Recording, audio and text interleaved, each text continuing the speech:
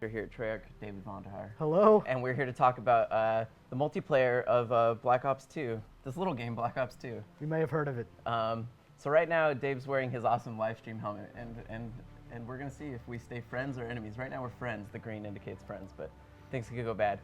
So right now, we're spectating a match in the new podcast mode, which is really rad, seeing the way that you can pop around with the tools. You know, 1 second we can see how the teams are faring against each other. But beyond that, let's skip that for a second. You know, I guess, Dave, for you, what's kind of the thing that you really wanted to bring to the multiplayer, you know, for Black Ops 2? You know, the game's a sequel, of course, but it's really, after that, that's the extent of how much of a sequel it really is, right? There's a whole lot here where we wanted to make sure that just because we've done things a certain way in Black Ops doesn't mean we would do them that way in Black Ops 2. And you can really feel that out when you play, when you're going through the progressions. There's a lot of changes to the core gameplay systems, particularly things like Prestige, obviously, the Creative Class and Pick 10 systems, and Scorestreak. So all the really core gameplay systems we've had a pretty significant look at and make sure that we just do the absolute best thing for this game, regardless of its sequel status. Yeah, and I will say that if you guys want to ask questions about Black Ops 2 to Dave and me, you can do that to the hashtag Black Ops 2, and you can do that too at IGN. And throughout the live stream, we're going to be giving away 5 Xbox 360 and 5 PS3 copies of the game too. So how nice of ask you. Awesome questions. Yeah, yeah.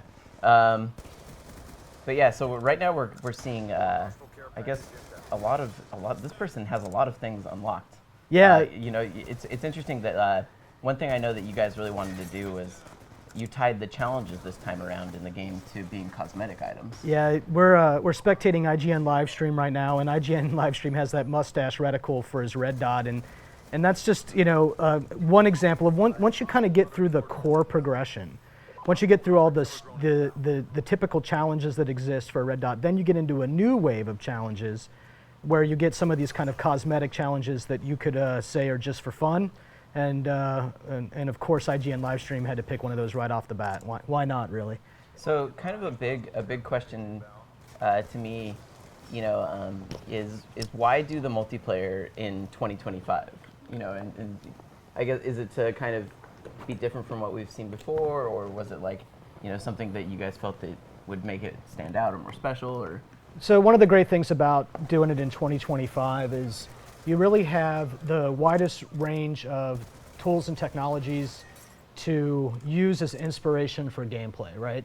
So you get to do things like the MMS scope, and you get to do things like having the Black Hat PDA, which gives you a hacking mechanic. So from a systems design point of view, it's giving you the best opportunity to find new ways to introduce gameplay into the franchise. And I will say that a lot of the tech that you guys are using, as far as the future tech, for instance, the millimeter wave scope, the MMS that you were kind of talking about, like, how did you guys try and temper the whole future theme versus, you know, keeping it plausible? So everything is actually based on some kind of real-world technology. So let me give you a really practical example of that. There's a Scorestreak called the Guardian, and the Guardian is this microwave turret that you can place on the world, and it's used for crowd control. It's really great for like blocking up a lane so people can't advance. This thing's a legit piece of technology. Now, the thing is, right now, today, they use it for crowd dispersal. It's massive. It's mounted on the top of a Humvee, and it has to pull its own power supply, but it's completely feasible that this is actually real technology in 2025. And it'll shrink down. Yeah, absolutely. So just like any technology, it gets smaller, it gets more power efficient. So everything is based on something that's completely legit or is in the prototype phase, and you project what that might be like. Sorry, I was just noticing our IGN live stream guy just threw out his hunter-killer drone. I feel like you guys have really emphasized drones a lot in this as well. Yeah, big source of inspiration for us is begun the drone wars have. We see it right now, right? So in the reality of how the military is using technology today, drones play a very big part of reconnaissance and, you know, even for threat indication and threat elimination. So it makes perfect sense to us that we would use that theme and kind of bring it into the game in multiplayer and campaign in very large ways. I mean, the campaign experience itself, there's a huge storyline about that, right? So if you guys want to send in your questions, it's to @IGN with the hashtag Black Ops 2, just like Jack and 151 did. He says, will people be able to buy Nuketown 2025 if we haven't pre-ordered the game? Yeah, so we haven't announced anything about that. Right now, the only way to get Nuketown 2025 is to pre-order the game. There's still time, young Jack. I was going to say, I mean, if he sees what he likes here, Yeah. there's time. Yeah. You'll actually see that in a little bit. You can see what we've done to that map. So that's the only way to get it today. I would never say never. Anything's possible. Those are all business decisions way outside my scope of responsibility. Fair enough. So, you know, I think one of the things that I've noticed that you guys have tried to do with Team Deathmatch is you've tried to provide even more options than what's come before. Right now we're doing typical, you know, the Team Deathmatch, you know, the very core of the game.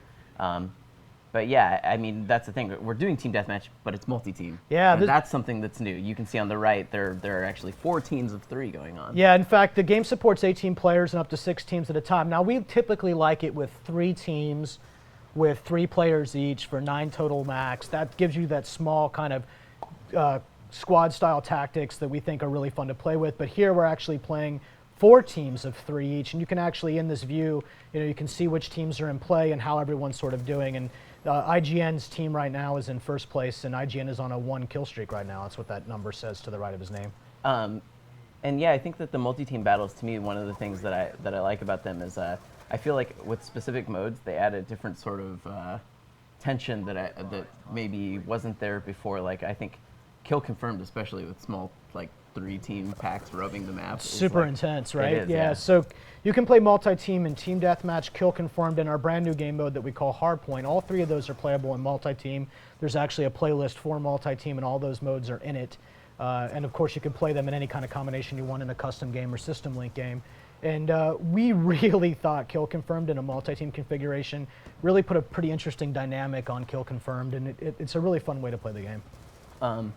So the Codcast mode that we're seeing too, that's something that is a totally new feature for the franchise, and it's interesting how we can kind of dynamically shift between seeing various players' perspectives. We can also shift, and we can immediately see what score streaks they're working on.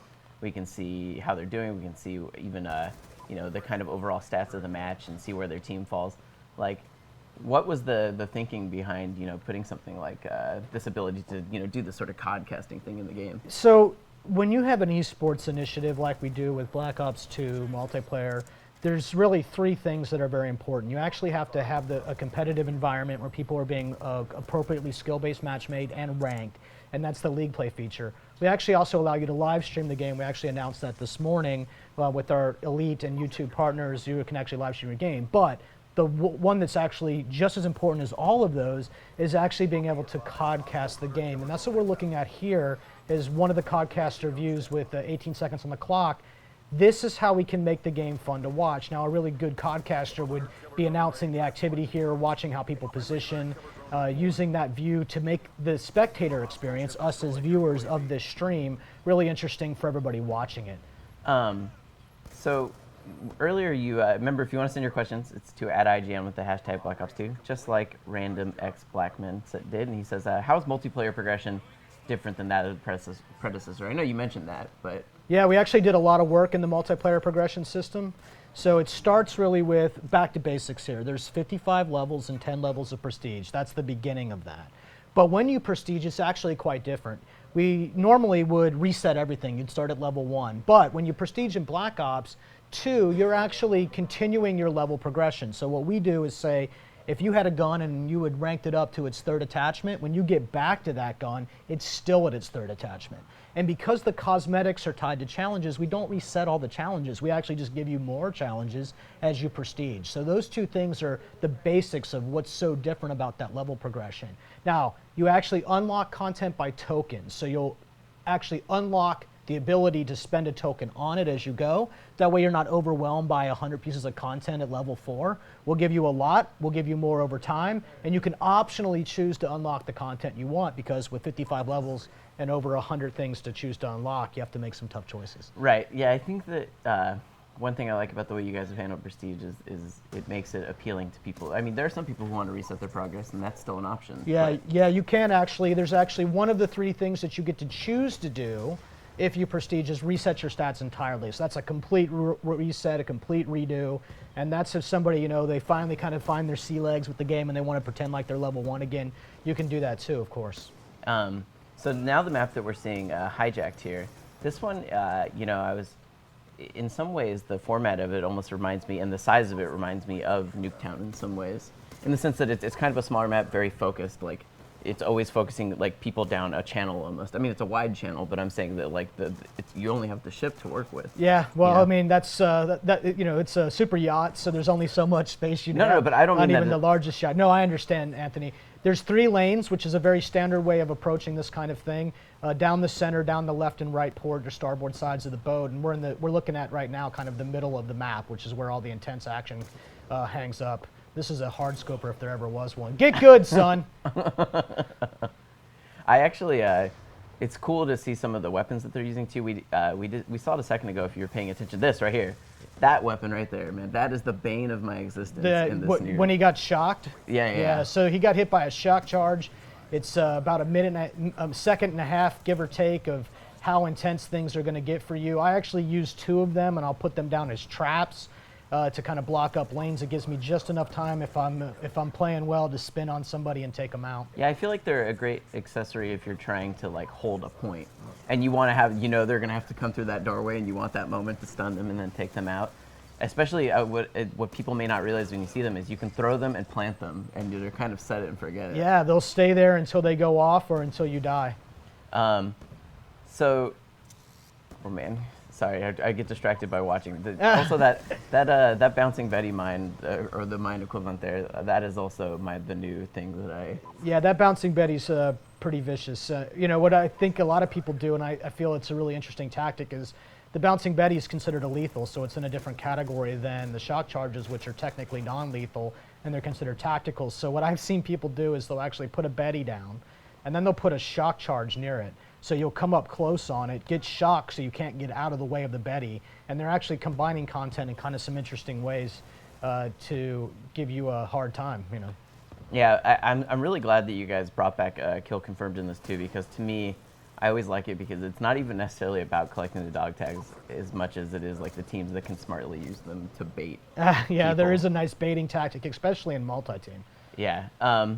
This map too, I will say that if people at home watching, I feel like having played it with a bunch of people, everyone sticks to the deck, and there's like a largely underutilized below deck part that people don't even realize they can use to cross like the whole map, almost unseen. It's the equivalent of a tunnel basically inside on a map on a boat, right? So it's a great way to actually flank behind somebody because they're very rarely guarded scenes. I don't think that'll last too long when people really get their hands on this map, though. No. So one thing I think that's obviously extremely different from previous Call of Duty games that people might not be realizing is that on the right side you see that this person has like a UAV, 100-killer drone, and like a can't think what it's called, the missile that they can call down tactically. That's the Hellstorm he has in the top yes. slot there. Yeah. But the thing is that unlike previous games where it was all about scoring kills. In this case, it's no longer about that. You guys have changed it to be score streaks. Yeah, watch these points come up. So you see plus 50 for that kill right there, plus 25 for a teammate activity. So here it's that number in the middle right there. That's always been how much XP you've been earning. But in Black Ops 2 multiplayer, that's actually how much score you're getting. That's going to your score streak meter in the right. So you can see that meter on the right fill up as he picks up these tags and as he gets these kills. And that way you don't have to strictly be a Slayer to participate in that system. Okay, that's not a good idea, by the way, trying to scope up on I will say that this guy that we're watching, he has been killing it with some of these sniper shots. We're not giving enough credit, is all I'm saying. Yeah, all right. We'll show him how it's done. But yeah, I like that because on objective modes, it means that it really actually encourages people not to just go for kills. Like, because some of the best ways to earn your score streaks will be like whether or not you manage to capture a hard point or kill people that are coming to take the hard point. Like you'll rack it up way faster that way. And you can actually use the support-based score streaks, and they'll actually give you score as well. I mean, just a tiny bit of score compared to plus 100 or plus 50. So that's how we can have score streaks kind of contribute towards earning extra score streaks, but not in a way that sort of makes that seem unfairly balanced, right? Because we're using score, those values can be anything we need them to be at any point in time. They can be 25, they can be 200. And we actually do that, and you'll see that as we're playing today as you watch those numbers. think it's going to take a while for people to get used to the idea that this is score and not XP. But I think people will get it pretty quickly, and I think they'll understand pretty fast why that's so important to the tuning of the game, really. Yeah, I mean, so for you, like, you know, like I guess design-wise, why did you want to tune it to be about score instead of kills? There's a couple of reasons, but the primary reason is that score gives you the most granularity. When it's simply the equivalent of a kill, or the half of a kill, or 2 kills, you can't really dial that screw left or right in any way. You can't tighten down those hatchets, and you have to make tough decisions about this. You know, when you see those scores, that score value being added right there, I can really give you whatever is the appropriate points necessary for the activity that you're getting. Like this game mode is about confirming kills. That's why a kill confirmed is worth 100, but a kill is only worth 50 in this game mode. So if you guys want to ask us questions again, that's at IGN for if you're just joining us with hashtag Black Ops 2. Like Straticus did, and he says, are kill streaks stackable like in the first Black Ops? He says he loved spamming RC cars. That's the thing he loved doing, apparently.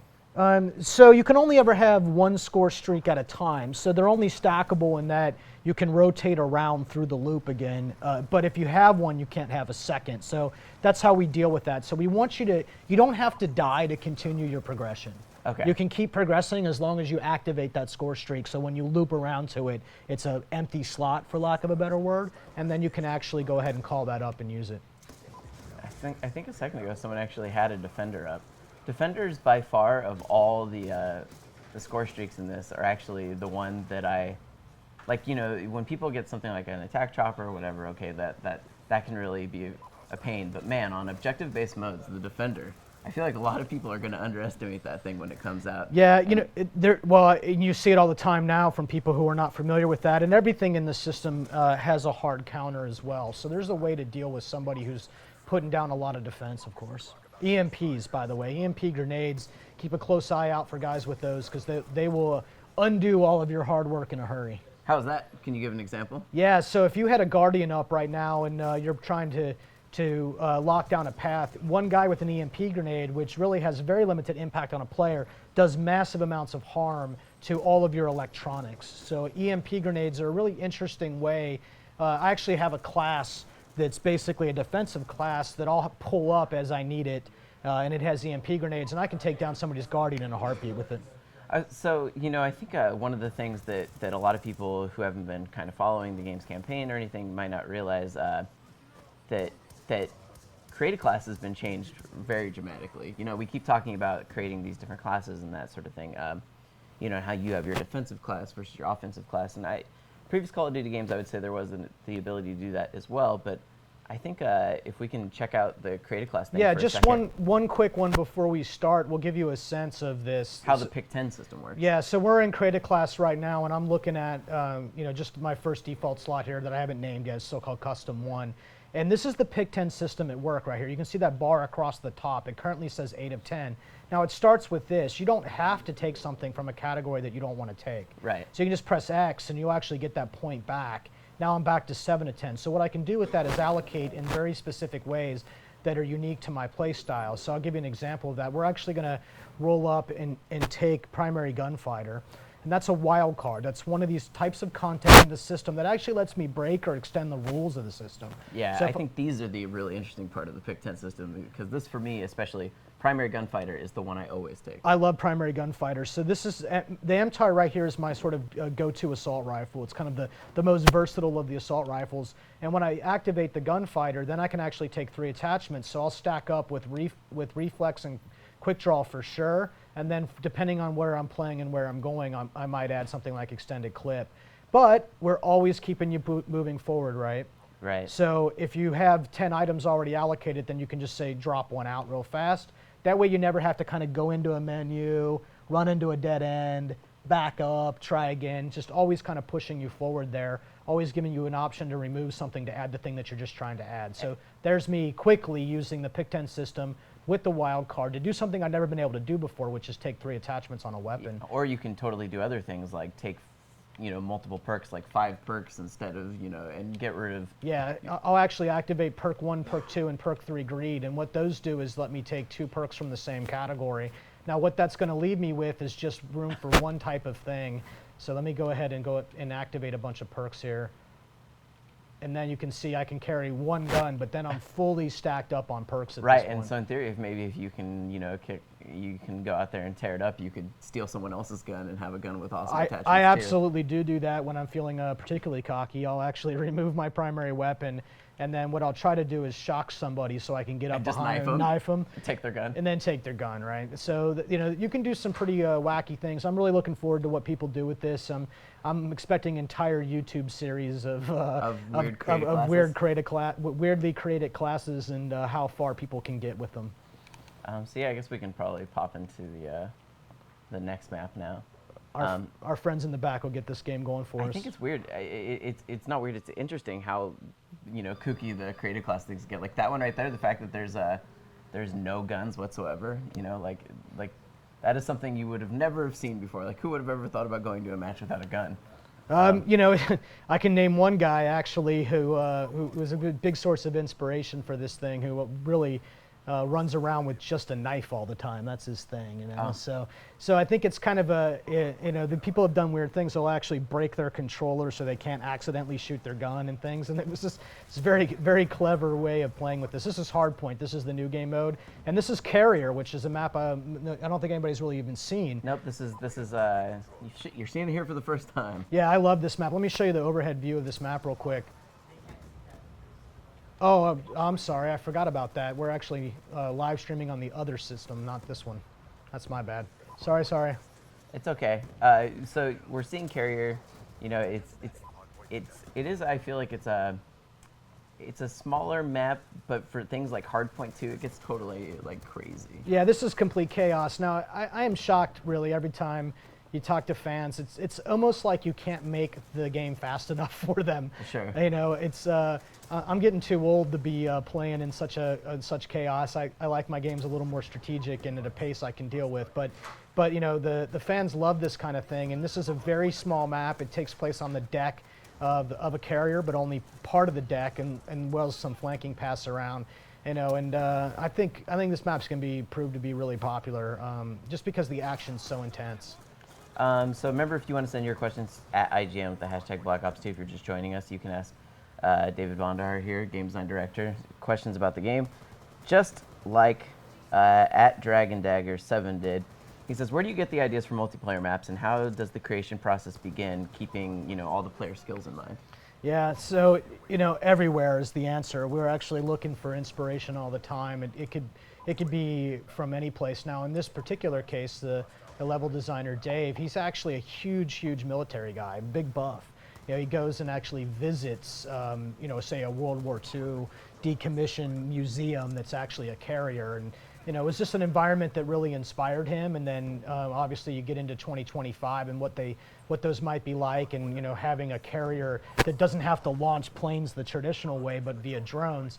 And so in this particular case, it really came from his personal interest and love and fascination with this subject, and that's just one example. But we go through a lot of trouble to find environments that are fun to play. We want to take you places that you might not get to stand on or be at normally.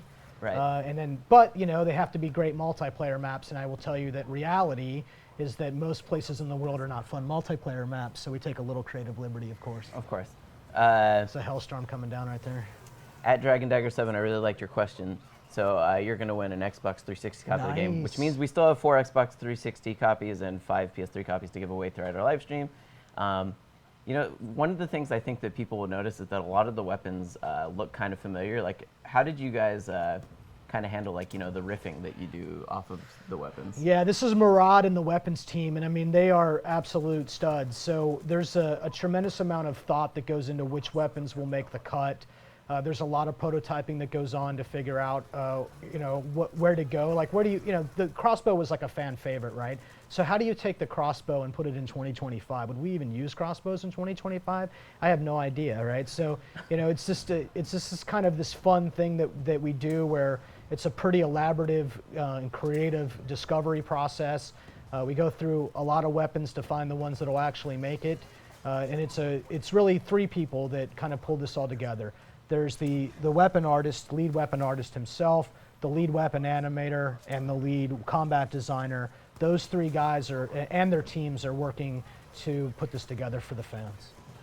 Yeah, I noticed that I feel like if you had a favorite weapon from the previous games, there is a sort of a weapon that will be there for you. Like you will find your comfort zone in this still. Like I was always, that I like the MTAR because it feels kind of similar to the TAR, and but similar but not exactly the same. And I feel like or the AK-47. Now there's the AK-74U. They are different but the same, and that's kind of comforting for someone that's played a long time. Well, I mean, accessibility is actually a really important design goal all the time, right? It needs to be something that you can kind of, have a decent experience with right off the bat, something that are familiar with. But there's actually a lot of differences here too. So one of the core system level differences in the weapon system right now is we have a tremendous amount of control over the fire rate system that we didn't have before. That's where you get attachments like the select fire switch. You can actually change the fire rate. In fact, there's a gun called the AN-94 which actually shoots the first 2 shots at a different fire rate than it shoots all the other shots. So we're doing a lot of really interesting things. Oh man. There's the death machine. That's a Scorestreak here. Yeah, this guy's going to probably do some chaos for sure. Yeah, although let's see. Let's go to see our friends at IGN live stream. Let's see how he's doing. Let's see how. Yeah, how do you handle? Yeah, so there's the you see a AN-94 person actually. with the death machine rolling around. You can hear it in the background. That chain gun. How do you handle someone with the death machine? Yeah, so I stay out of the way and I try to get him to lay down out his ammo. So because this is a score streak, it doesn't magically disappear if you kill that guy. He can actually burn through all of his ammo before he's done with that reward. So you have to take shots on that guy from the side or from the back. You don't want to find yourself in a head-on situation that is not very pleasant, and then just get out of the way. So at Divinitize on Twitter, he says, "Can you talk about the different modes that'll be available?" And he says, "Will wager matches be returning?" Yeah, so we have in Black Ops 2 multiplayer, we have what we call party games. And now if you're familiar with Black Ops, you actually know those in the previous game as wager matches. But because we don't have COD points as our principal method of unlocking, right, we don't have the wager mechanic. But the game modes themselves, One in the Chamber, Sharpshooter, Sticks and Stones, all of those fan favorites are back and they're in party games. And the big difference between Black Ops and Black Ops 2 is that the party games actually give you experience points. So you're earning medals and you can actually rank up. It's something that we learned from the fans that was a very important thing, is that people liked the wager matches, but they felt like they were kind of missing out if they were playing them in their regular progression. If you're not leveling up, yeah. Yeah, so, in hindsight, of course. So they're actually part of the core progression. You will still earn experience. You can still level up, even though you're playing game modes that don't actually use credit class or have score streaks in the first place. I really like Sticks and Stones in particular because there's nothing more satisfying than getting a throwing axe kill. That's like my current favorite. I'm a One in the Chamber player. I just absolutely love the purity of a single bullet, don't miss, Well, it's funny even if you do miss, though, because then you're trying to close the gap on someone who has a bullet and you have a knife and they're hesitating shooting you. I have fooled so many people into thinking I did not have a bullet, and I just do the whole, the magic dodge knife game, and then they walk up and I pop it in their head and it's over for them. Yeah, the ballistic knife is still in the game, though, and I think a lot of people... Well, it's funny how many people, when I was talking to people at IGN about this and stuff, they asked me, is the ballistic knife still there? Is the ballistic knife? I didn't realize that people really love that thing so much. The special weapons are just, something that I think we were all surprised by how popular the ballistic knife was. And there's entire communities of people dedicated to knifing and ballistic knifing. And, so we updated the art and animation set that the ballistic knife uses and give it a little 2025 vibe. So that's a complete blowout right there. Yeah, that was pretty. Yeah. You know. Yeah. Why don't I see if? Yeah, sure. Well, yeah. We're gonna actually try to do what we can to show you the pick 10 that we're looking at a screen that's looking at a screen that's casting. What? So that we started. What could go wrong? What could go wrong? It's live on the internet. So. Let's see. Flaming Toaster asks from Twitter. That's a good name, by the way. He says, Are there any interactive maps like Cargo in the first Black Ops? Yeah, absolutely. So we were looking at Hijacked earlier, and that has a bullet train that actually goes straight down the middle of the map and will just mow you over. Yeah, that's a really brutal thing, especially on like a CTF mode. Yeah. When you're like trying to run the flag back along the tracks because it's like the primary path, it's the right? beeline. Yeah, exactly. So now you get fair warning there that it's coming, but you also have there's interactivity. There's some robotics building drones in the map called Drone, and some others. So you know, one of the things that we started doing map interactivity in a kind of interesting way on Black Ops. It's continued here. We never force it. If we find an opportunity for it in the map and it makes sense, we put it in. And for the competitive side of things, randomness is not always the best thing to do. So map interactivity is now an option inside the menu, and that'll actually allow you, if you're playing competitively, to disable that randomness from the map so that you don't have people dying to a bullet train. But in public games, it's all there, of course. Yeah, so I think it's interesting talking about custom games too, how much you guys can enable, disable, tweak, and change. You know, I guess for you, you know, you go out with these designs, you make these maps the way that you really want to make them. Like how do you decide what sort of features people should be able to tweak and break, or is it fun to you to think that people are going to totally, you know, make it something that you never intended? Well, I hope so, actually. You know, so it's always, you know, and when you're in this job, there is a lot of people who have a lot of strong opinions about how the game should be played. Of course. And that's going to happen with anything that's very popular. And I stopped fighting that a long time ago, right? I stopped worrying about it. So in our custom games feature, we're actually playing on System Link right now, and the System Link custom games and the actual custom games and the LAN or local games, all of that's the same. So all the settings that you can tweak and tune are available to you. It works the exact same way. And one of my favorite edits that we did for Black Ops 2 multiplayer is you can actually change the pick 10 system. You can say you can say, we don't think it should be pick 10, we think it should be pick 3.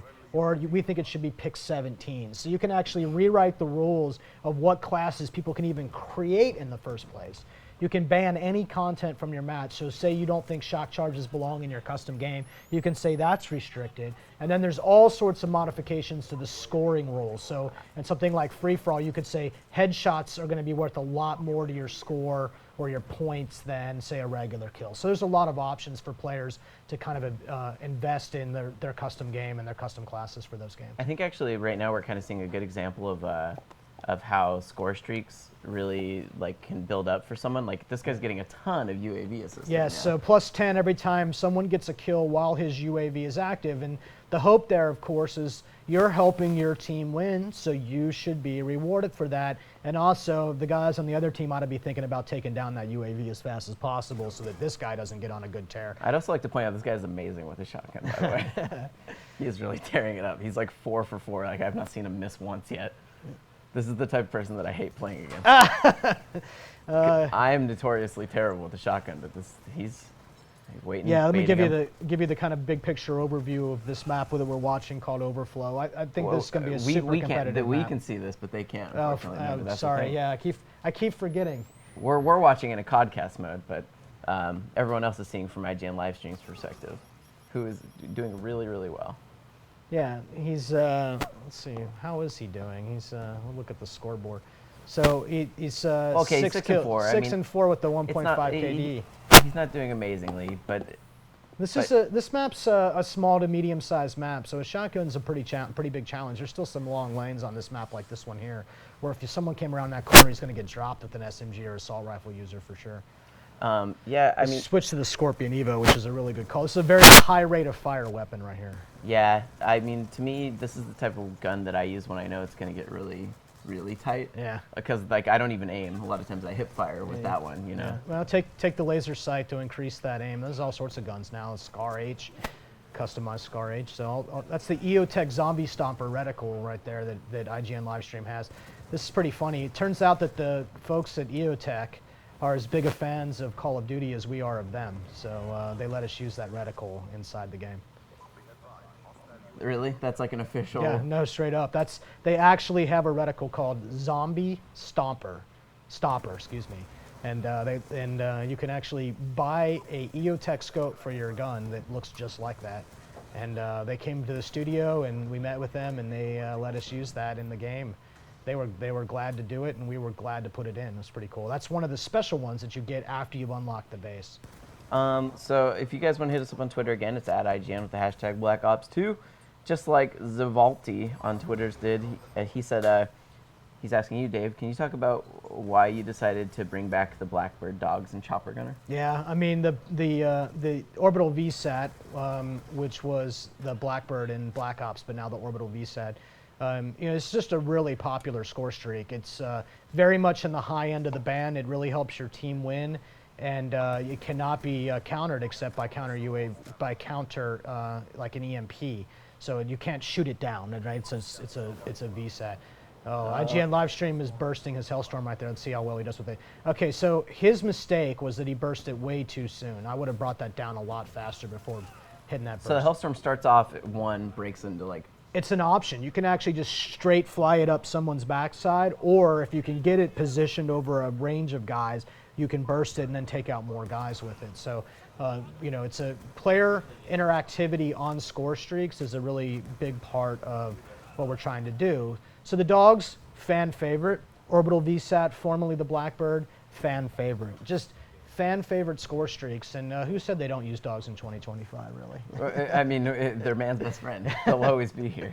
Although I will say that you have other options of little things that you can call in to fight for you too. Like I know that you guys have the drones in this game aren't just in the air; they're on the ground as well. Yeah, the AGR is a particularly mean score streak. Now, I really like the AGR because it can be either player controlled or AI controlled. So, it was one of these changes that we made to the system where when you take the dropper marker, right, and you throw it out into the world, helicopter comes in, you've seen that mechanic before, it drops the crate, but you don't have to go interact with the crate. The crate will actually just explode, the AGR powers on, it comes to life, and at that point, it'll go out and just hunt.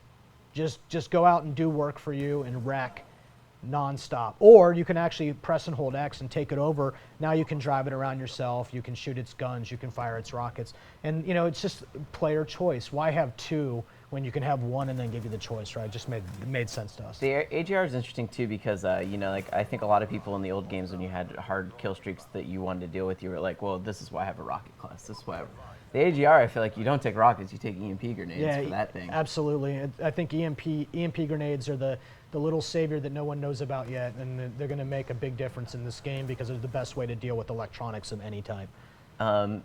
So yeah, the AGR, hopefully we'll get to see one of those at one point. I know that those are, I will say that even in the hours of multiplayer that I played, I was only ever able to quite achieve those very rarely. They're not super common for me anyways. Yeah, the score streaks go up to 1900 score. That is nothing to shake a leg at. These high-end rewards are high-end for a reason. They're very lethal. They require specialized classes to counter. They're not easy to obtain by any means. They're relatively rare, although, of course, when the game comes out and everyone's posting YouTube videos, I'm sure it'll seem like they're a dime a dozen, but you won't see them too often unless you're really up against some strong players. So, Svalti, for asking your question on Twitter, you get a PS3 copy of the game. Nicely done. So we still have 4 of both platforms to give away. Hunter Killer, by the way, this one. So I often see people, as soon as they get it, they look up, they throw it, and it goes out and it hunts. That's what it does. It's in the name. But I think what he's doing is exactly how I like to use it. I like to use it like a javelin almost, and throw it directly at the person that I want to kill. Yeah, this is a crazy way to use the Hunter Killer drone, to be honest with you. But I actually also like to put it up and go ahead and let it do its thing. And when you're running around in a Call of Duty game, any Call of Duty game, and especially Black Ops 2 multiplayer, and you don't have your gun up, you're going to get shot. Sure. So it's a pretty dangerous tactic. But, it's pretty satisfying if you can throw that and watch it go right at somebody. It'll target anybody in your line of sight. And for replays, which I know that you guys have done with, you had the theater system in previous games, but in this one, I know that one of the things that people might not know about the theater system is that you've changed the way that the camera can be tied to things. So now, you can tie the camera when you're doing your replays and hooking it up to like something as specific as like the tip of an RPG, and you can kind of follow the RPG as it goes. Yeah, any kind of missile in the game, you can actually tie it to. So it's called attached to object. you actually can fly around in free cam, bring it up to something, press the right stick, and then you'll actually have the camera will be mounted on it. So if it was an AGR, then you could spin the camera around it as it moves. So really gives you the opportunity to create some pretty sweet machinima style pieces, right? Right, and I'm just picturing that with like 100 killer. You could attach it Absolutely. to 100 killers. You threw it right towards someone's face. I expecting some fantastic montage work to come. While we're loading into this next thing, one of the things that I think to me that's the most interesting about something like theater mode that I think kind of speaks to what you guys have tried to do is there are a lot of things about Call of Duty that have always interested me, but maybe were a little bit more, I guess, complex than I wanted to put the time into, but I was still interested in them, right? I like to watch Call of Duty videos like anyone else, and I like the theater mode exists, but for me, I always wanted to, I guess the time to sit there and create a film was something that I wasn't necessarily going to do. Yeah, And you so- and a lot of other people. Right, and- Shame on you. I know, but it's because, when I had Call of Duty time, it's like I wanted to play. Yeah, of course. And I enjoy watching really cool Yeah. made films, but... Yeah, we got a solution for you in this game. Right, yeah, I was wondering if you could speak to that a little bit. Yeah, so what we did in Black Ops 2 multiplayer in the theater is we actually have a feature that allows you to automatically create a highlight reel. So all you have to do is go into the theater, load up the film you want, press the button, and then that's it. And then it will actually go ahead and generate a movie for you from your best activity in that game. And there's some advanced options there if you kind of want to fine-tune the parameters. But it'll actually fill out the segments for you, make those clips. At that point, you can save it and share it with your friends. You could actually go back and edit it some more if you want to. So hopefully it removes that kind of barrier to entry that some people felt with the theater. And the social side of it's also equally important, and that there's a feature in the game called COD TV, and that's where you can see all of this stuff that people have been making. I wanted to really double down on the social side of the theater because people are creating really fantastic content with the feature, including automatically created highlight reels. And now we need to make sure that those are social. You can actually upvote them, and they'll make them up. Yeah. One of the things I think that's really cool about the create highlight reel is that you can create the highlight reel and then you can tweak it. Yeah. Too. Like, it's not like you have to just use what was made. If you can go in there, have it form the foundation for it, and then... Yeah, it does a really good job. I actually like to set it to make about 15 clips, and then I'll actually dump out the clips I don't want, maybe add my own with it. It's just a great way to get started. Just hit that button, let it do its work while you go get yourself a sandwich, and then when you come back, it's ready to go for you. You can start editing from there, including something that we call merge clips. You can actually take all the clips that it made and merge them down to one clip. Therefore, you can actually, at that point, have all those extra slots for additional clips in your footage. Oh, boy. Sturdy. And actually, there was another good example of Scorestreaks coming into play, like 250 points for getting that flag.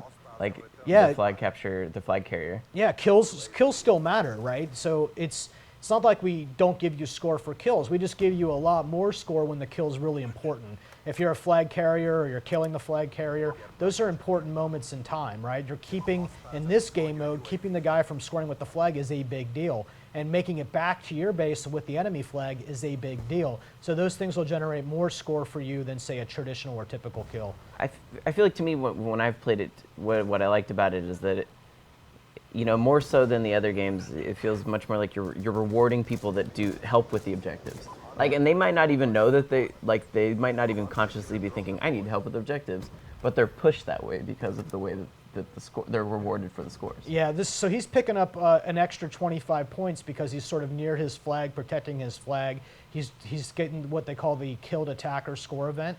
So because he is doing work on guys, he's not going to be able to take that guy. Well, he's guessing where he's at, which, I get that. You like that ballistic CPU on the top of that gun? I think that thing's really cool looking. This guy is oh, nice. very good with the sniper rifle compared to me. I don't even bother equipping. Right there you can see, that's kind of that wave effect you see, that's kind of the indicator that there's a defender. Yeah, that's the Guardian at work right there. Guardian, yeah, sorry. I always call it defender. Yeah, it's because of the metal that it generates. That's okay. So you can get a good look at that right there on the back side of it. So that's a pretty common tactic to put a Guardian up on a flag. So if anybody walks into that, they're going to get impacted by that radiation. They're going to have a hard time moving. And in fact, if you stay in that range too long, you'll actually get cooked.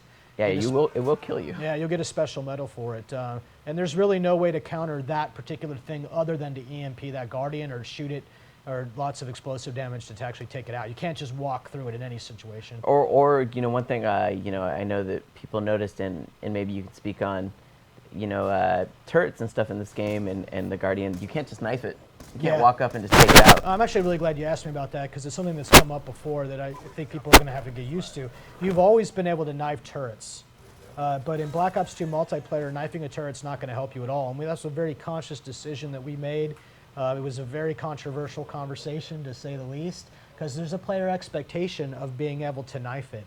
Now, the problem is when you look at the math about what the time to live of a turret is, Yeah. when you could knife it, they weren't surviving in the world long enough, so they were not performing where you needed them to perform at in their power band. So the reason to take away the knifing was because they are not cheap score streaks. They need to be, they're not that easy to get. I mean, they're not impossible, but they're in the kind of mid-range, and they need to perform in the mid-range for what kind of activity they give you in score kills. Oh, nice. Very nice hunter-killer. Yeah, hunter-killer round. to end the round. Yeah, so if he had a flak jacket, he might have been able to survive that, but no, he's toast.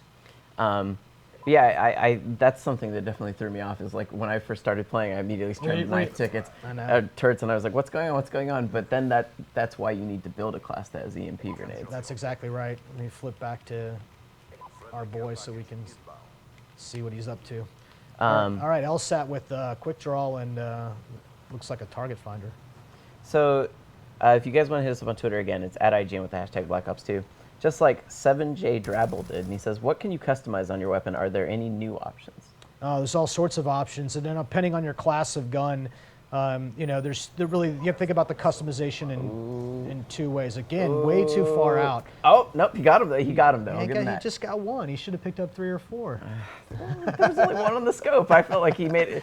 He at least showed that the weapons can burst, which is a cool effect. Absolutely. So when it comes to the guns, you know, depending on the class of gun, you know, there's a dozen types of attachments, and I think a lot of people know this, but let me just pick it up real fast in case they don't and they're kind of tuning in. In Black Ops, there are no perks that modify your weapon. If you want to modify your weapon in any way, it's going to be a type of attachment. So there's actually a lot of attachments in the gun. So when you're using your pick 10, you have to make some tough choices about how you're going to increase your one. Now those are gameplay changes. Those are everything about a gun is an attachment on a gun. Cosmetically, all those things that you're familiar with are making a big return in a big way. There's a lot of camo choices.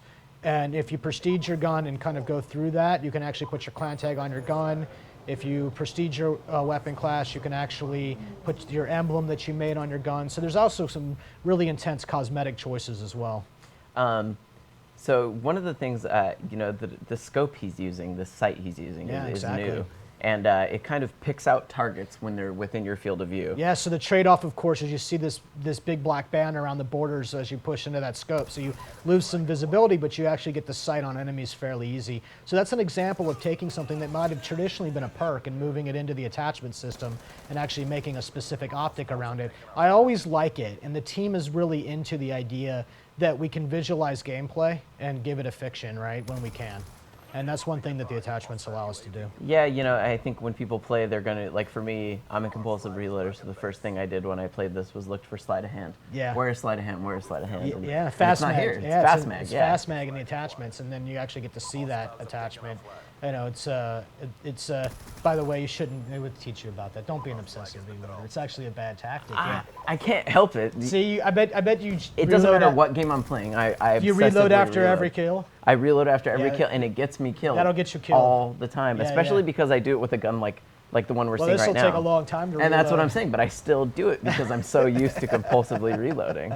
Also, that was a sweep. Yeah. Jeez. Yeah. Not even fair, as we say. 7J Drabble, you get an Xbox 360 copy of Black Ops 2. Very cool. So thank you for asking a good question, because you know I think that perks versus attachment thing is kind of one of the places where you guys have diversified quite a bit. Yeah, we actually, you know, perks have been simplified. They're actually very, very simple things these days. You know, very small gameplay benefit. You know, back to the basics with the perk system.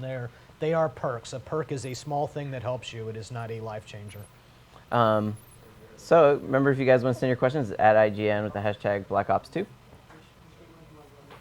Yeah, which game mode should we do? How are you feeling? Yeah, I'm. You know, did we got to try one round of search at least, just for the fans, right? Oh yeah. Just one. I didn't let's go hardcore. Let's see if IGN live stream can hold it together with the search game. Actually, Nuketown would be fantastic, but let's not play Nuketown Search. We have to play Nuketown Dom or something insane. I think Nuketown Dom it is. All right, so right now we're going to show you guys the. It's a world premiere right here. Yeah, this is Nuketown. This is the map that. Nuketown I have to imagine you guys hear about this from fans all the time. Nuketown, Nuketown, Nuketown. Yeah, all they the time. love this. They love this map. I mean, I enjoyed it as a change of pace because it's a bit of a smaller map, which objective-based modes on Nuketown are nuts because especially like domination, there's always like the one point that's like impossible to take until some team gets very, very lucky and just manages to survive the grenades that are coming in. It's this is about you're about to see chaos. So let's see if IGN live stream what his tactics are on this is a world premiere right here, Nuketown 2025. We have shown some video, but we've never actually got to see Nuketown 2025 get played. So, Domination, Nuketown 2025 world premiere right here, following IGN live stream. Let's see. I mean, I guess, as we watch this, like, what was important to you when you guys were coming between Black Ops 1 and 2 to retain in Nuketown? Like, to make it Nuketown? Yeah, I mean, this is, you can thank the fans for this one. I mean, it was, you cannot run from success, I guess. This map is just so popular, and I think it was a really cool way to do a pre-order bonus. Kind of go back and revisit Nuketown one more time just for fun.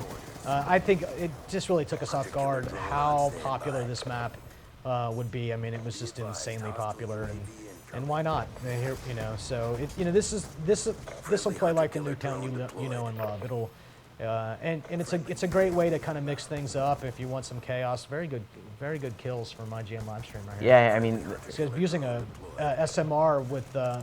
So this is a semi-automatic rifle.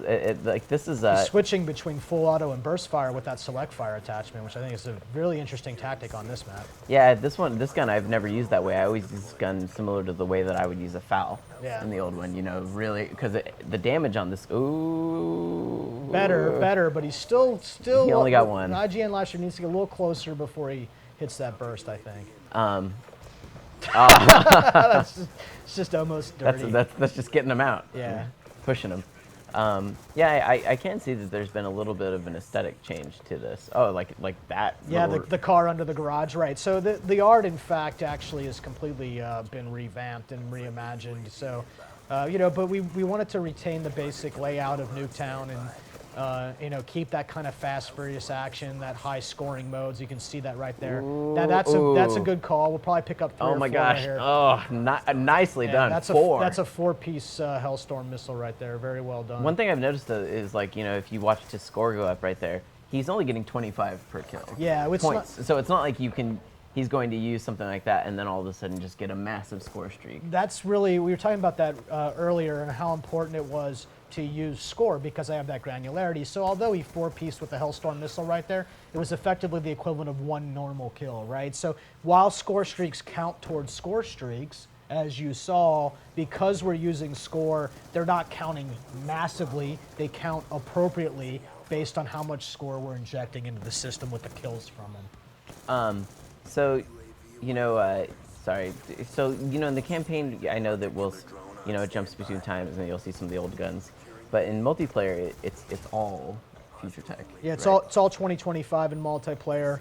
There's a little more creative liberty in zombies with the range of guns that you're using as well. Oh man, nice again. Yeah, that's a very crazy. I think you've slowly coached him a little bit. See, trust Vaughn. I can help you. Yeah, I've played against you. I'll say that's true. Playing against you is. You're overly generous, but thank you. I don't know that I had fun playing against you because it was such a sweep. So this is the true story about the game right now. This is about the last couple days of my life where I'll be good at my own game. Fairly soon, when the game makes it into the public, I probably will have to close up my profile, not go public, because the real fans are about to get their hands on this game here in a couple days, and it's over for me. I will stop being good. I mean, for you, is that kind of it's got to be rewarding in its own way, right? To see people that can achieve things on maps that you didn't even know that were quite possible. It's like it's simultaneously thrilling and depressing. You know, it's we joke about it all the time that our fun is about to end. Our day of being the king of our game is about over. Man, there's a lot of people throwing up the Guardians. Yeah, it's a great way to. Yeah, it's a good thing to do. Actually, you do not want to come out here if you're that other well, team. I'm telling you, you're one or two EMP grenades away from dealing with that. So this is the thing, right? Players, don't be selfish. Players, make a class with EMPs. You will actually be able to deal with that thing in a very clever way. That was a trophy system, by the way, that he was just walked past there. So it's something that what you see from the game is players are. Need to be able to use Pick 10 to build their classes so they have something on standby so they can deal with the changing threat of the battle and the environment. So you don't need all 5 of your classes. If you prestige, you can actually unlock up to 5 more slots. Use one of those slots, create yourself an anti-air class, create yourself an AGR class. You know, use the Pick 10 to equip up in great ways. And this team got rolled because they were not prepared to deal with that threat. You should expect to run into this kind of sentry gun. They just had a wall here of turrets and every other defensible item. I don't know, man. They were 1 EMP away from just basically annoying the hell out of that team, and they didn't take it. That LMG we see there. That's kind of like the SAW equivalent, right? There's all sorts of great firepower there. It's the kind of the one you'd expect for to have. Oh, flip back to. Let's see. So we're playing some round-based domination right here, and I think this is kind of a change. You know, domination's always been a 10-minute game, one round. Nice. That was awesome. That is my favorite hunter-killer kills. And for those of you at home wondering how you're going to deal with the hunter-killer, flak jacket. There's a counter. There's a counter for everything in this game. The second you find yourself freaking out about something, look for its counter. Now that's going to be a pretty good burst. Remember, if you want to send us your questions, at IGN with the hashtag BlackOps2. Oh, right in your face. Just like Hunger X321 did, he said, how's the spawning system in the game? Is it built to make the game faster paced or more conservative? I'm not exactly sure what he means by that, but I have to imagine that spawning is something you guys agonize over, like crazy, and how to handle that. Yeah, in fact, a designer on my team, his name's Matt, he actually has spent the majority of this project. One of his tasks has been to constantly tune and fine-tune the spawning system. So at a very macro level, spawning works like such. We're trying to find a spawn that is not so far away from the action that you feel like you have to run forever to get back into the fight, but isn't so close that you feel like you're in immediate harm's way. So whenever you spawn in the game, we actually log that. And we log what it's called a bad spawn. This isn't a dev term, and it means that I took or received damage within 3 seconds of spawning. So what we're trying to do is eliminate occurrences where you would have a so-called bad spawn. Now, it's actually a very difficult thing to do in very small maps like this. There's only so much space in the map. Sure. Only 12 players, you run out of spawns really fast and good places to spawn. But we go to a lot of trouble to make sure that the spawning works in a way where you feel protected but not so far removed from the action. And right now we have a less than 2% bad spawn rate. We're measuring all the time. We're fine-tuning what we call a spawn radius. A spawn radius is basically how far away an influencer is that makes a spawn bad or not. That's a lot of dev mumbo jumbo. We're working our asses off to make spawning good. You'd be surprised about the dev mumbo jumbo, how much the hardcore fans love to hear that because they're thinking about that stuff too. Yeah, I wish I could show you how that all works. We'd have to do a lot of. I guess the thing is, the short story of it is there's a lot of math that goes on that people don't. Yeah, look, it's something that we take super seriously. We know that there's something that the fans are really passionate about. I hear you, and we've invested pretty heavily to make sure of this scenario. Yeah, see, there's no lunge, kid. You gotta get good. This shotgun though is particularly brutal. How fast. How the shotgun he was using. Yeah, he's flipping guns all the time right here, IGN live stream. Oh, there we go with the ballistic knives. Let's see what he's got. I think he's okay. Oh, Gonna there stab you one. Oh, stab 2. Oh, nice. Okay. Yeah, okay, that's no. He went conservative on that. He made the right call. I would have stabbed those. You get killed if you shoot and you miss because you're just really determined to get a ballistic Yeah, knife kill. I really love that animation. Phil and his animation Black team. Jacket totally saved that guy. Yeah, for sure. Really cool animation, and he flips the knives up in his hands like that. Phil and the animators, the weapon animators, did a really fantastic job making these things have some personality.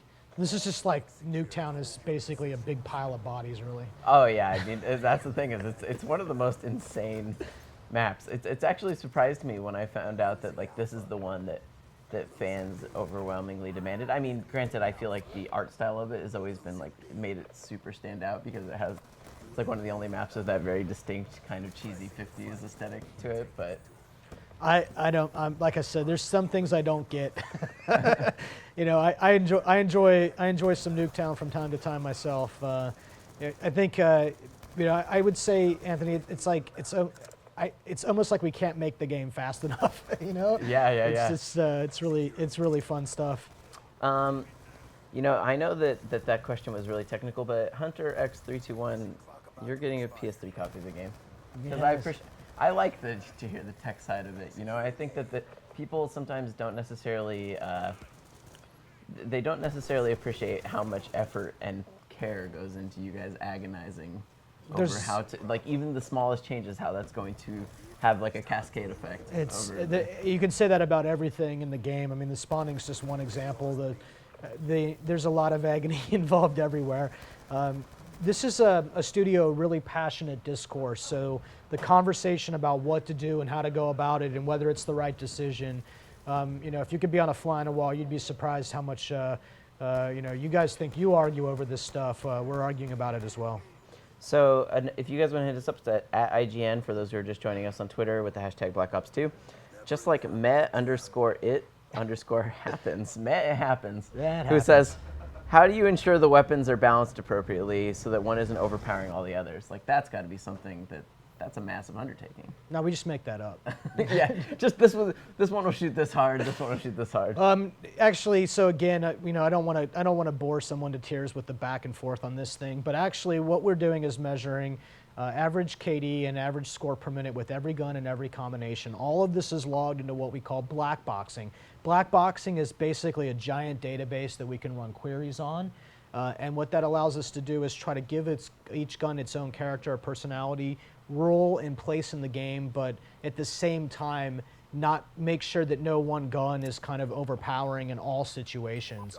And we're using that data, and we'll have that data actually for the live game. So we can and will make adjustments so that, you know, that everything's kind of measuring right. We're really happy with how the game's tuned right now, but we know what happens when the game gets in the hands of millions of people as opposed to, you know, whatever, the 5,000 that have had the chance to play it. So continuing kind of on that line of questioning, for another Twitter user named Wadi101, he says he's wondering, were there any future tech guns that didn't make it into the game because there just didn't seem to really be a good way to make them fair, I guess? No, I think most, you know, there were a couple of guns that that didn't make it for sure, but it wasn't because they were future tech or not future tech.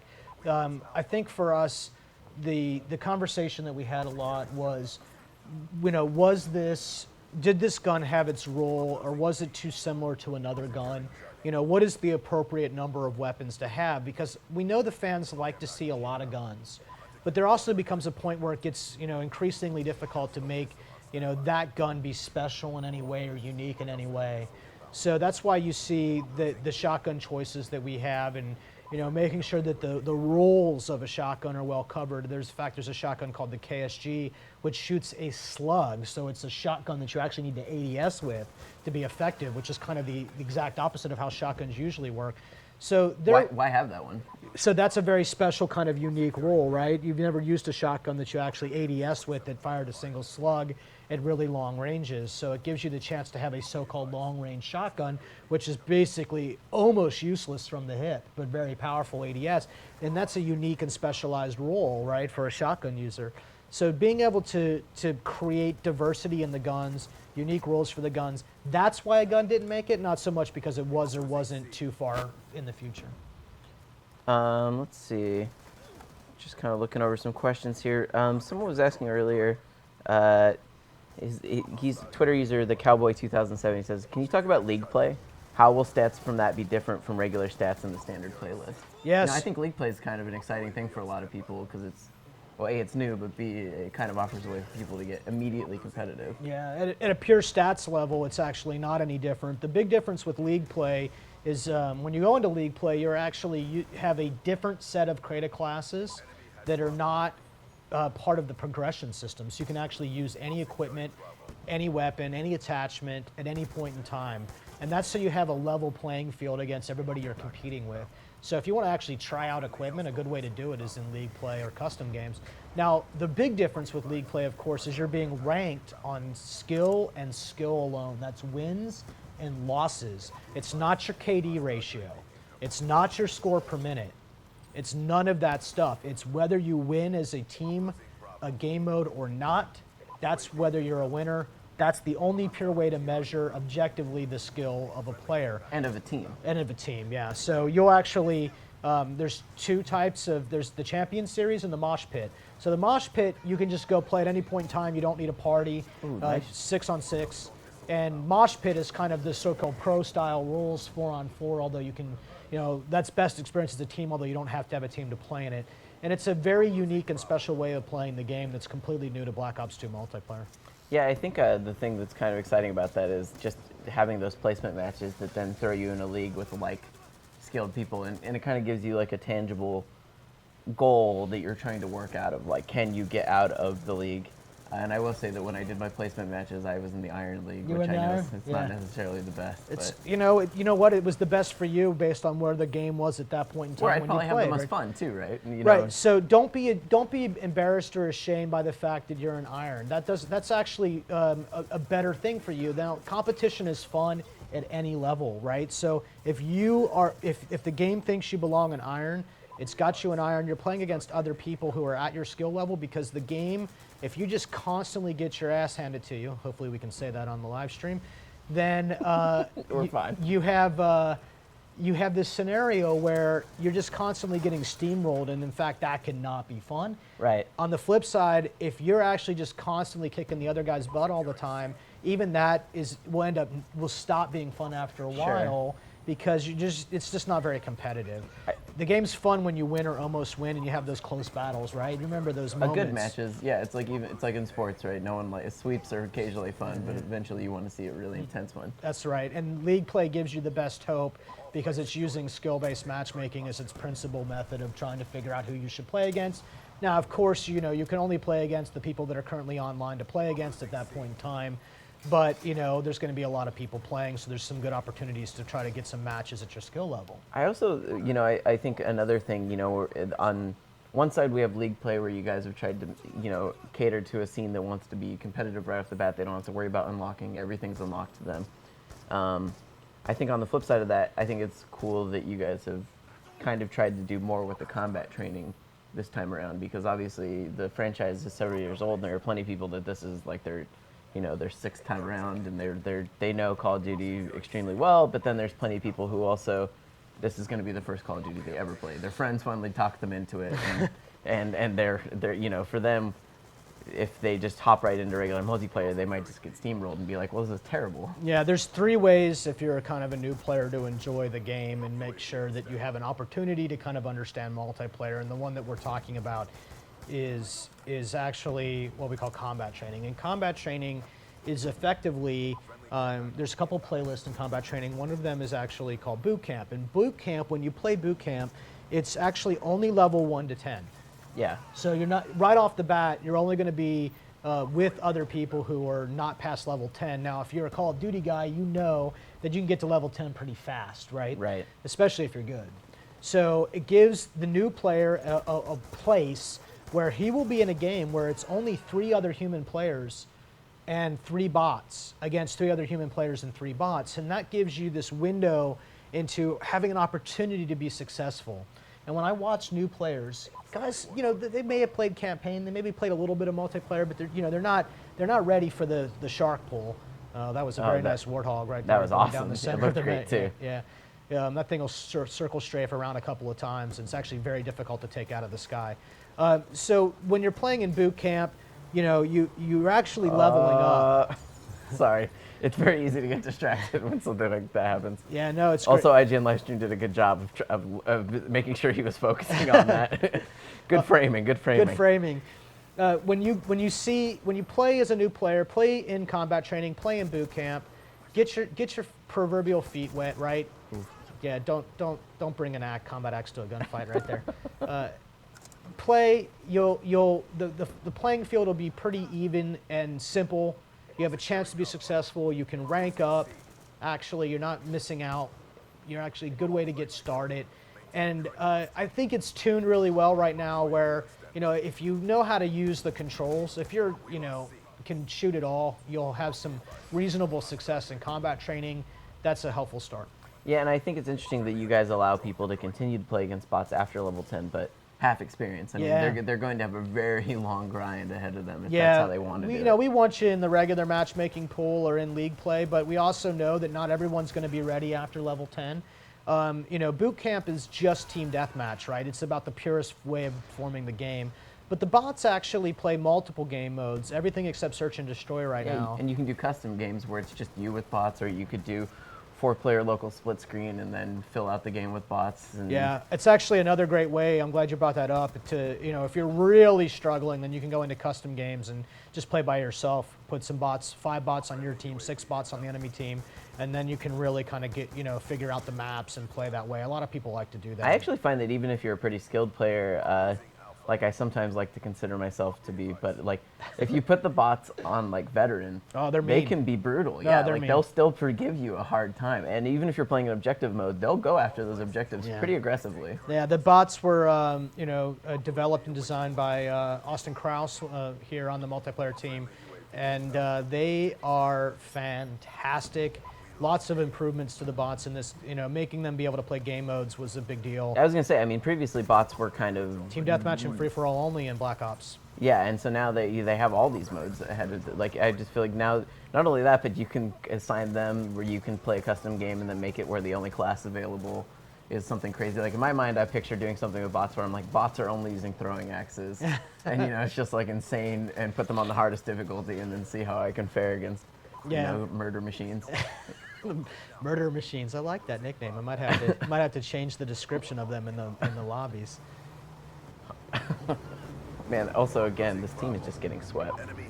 So here's an example of some of the TLC that goes into a map by the design team right there. I mean, all of the A10 Warthog's pathing right there as it approaches the battlefield, as it circles around, as it comes back in. All of that stuff is very deliberately and carefully placed inside every single map. And it takes a lot of effort to get it right and make it feel good, also have it be effective. And it's kind of difficult to hear here while we're watching this from these chairs, but the A10's actually talking to you. The pilot is telling you, how effective he is for you. So whoever called that A10, it's saying, 3 EKIA as it comes up and does damage for your team. So we want you to always feel connected to these score streaks, even if you're not personally controlling them. So just to circle back for a second, because some people, I guess, didn't catch it earlier.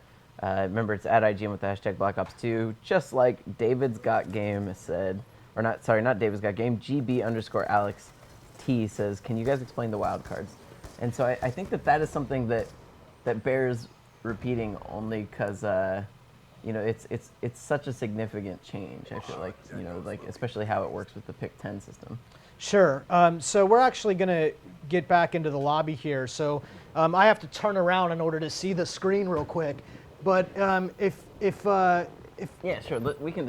We'll show the screen. So right now, no one's seeing us. Yeah. Okay. So what we're looking at here are wild cards, and if you could just hand me the controller real quick, that would be. Oh, it's a wire controller. Never mind then. All right. So what we're looking at is the wild card screen, and he's browsing through. So wild cards are a very special type of create a class content that allow you to break or extend the rules of the system. So you have to spend 1 of your 10 points allocating a wild card. But when you do, it lets you do something special. So he just applied perk 1 greed, and now he can take 2 perks from the same category. And there's all sorts of wild cards available here. You actually have perk 1, perk 2, and perk 3 greed. There's a wild card primary gunfighter that actually allows you to take 3 attachments. There's one called Danger Close that actually allows you to take a second lethal grenade. There's actually a wild card that lets you take 2 tacticals from the same category. So here you have in Create a Class natively a thing that doesn't actually give you something to equip with, but allows you to actually carry stuff that you wouldn't normally be allowed to take.